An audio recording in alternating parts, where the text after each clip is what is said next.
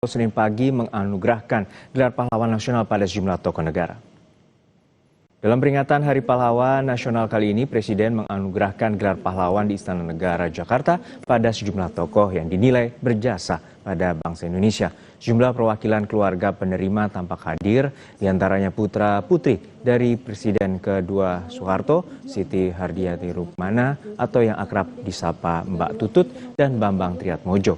Selain itu, ada juga istri dari Presiden Gus Dur, Sinta Nuriyah Wahid dan putrinya yakni Yeni Wahid. Tampak juga keluarga pejuang buruh Marsina serta keluarga tokoh lainnya.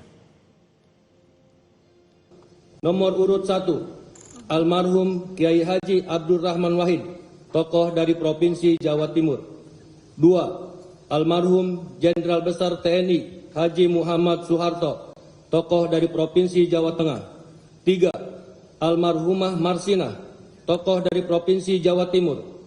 4, almarhum Profesor Dr. Muhtar Kusuma Atmaja, tokoh dari Provinsi Jawa Barat. 5, almarhumah Hajah Rahmah El Yunusia, tokoh dari Provinsi Sumatera Barat.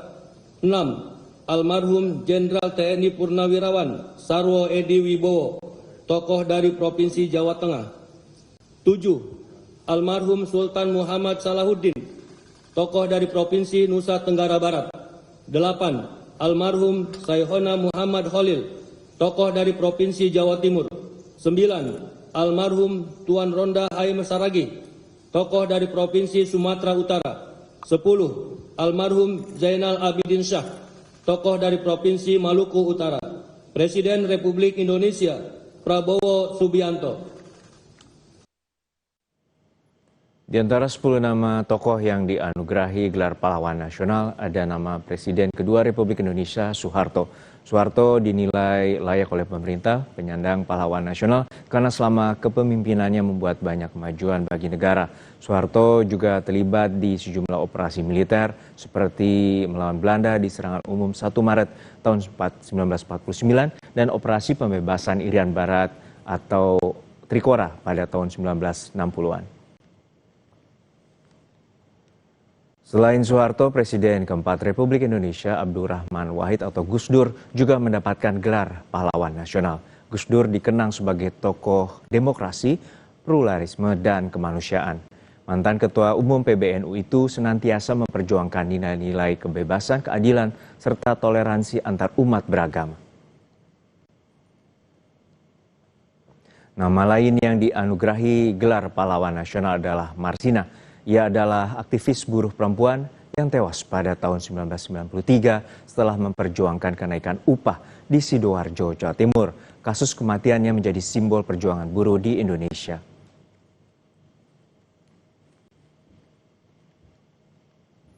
Pemberian gelar pahlawan terhadap Presiden kedua Republik Indonesia atau Soeharto menuai pro dan kontra. Usai penganugerahan gelar pahlawan, Putri Soeharto, Siti Hardiati Rukmana alias Mbak Tutut menghargai adanya perbedaan pandangan di masyarakat. Bagi Mbak Tutut, yang terpenting adalah perjuangan dan jasa Presiden Soeharto untuk bangsa.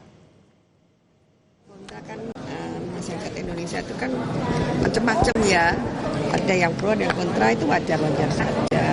Yang penting kan kita melihat apa yang telah dilakukan oleh bapak saya dari sejak muda sampai beliau wafat, itu semua perjuangannya untuk bangsa dan negara dan masyarakat Indonesia.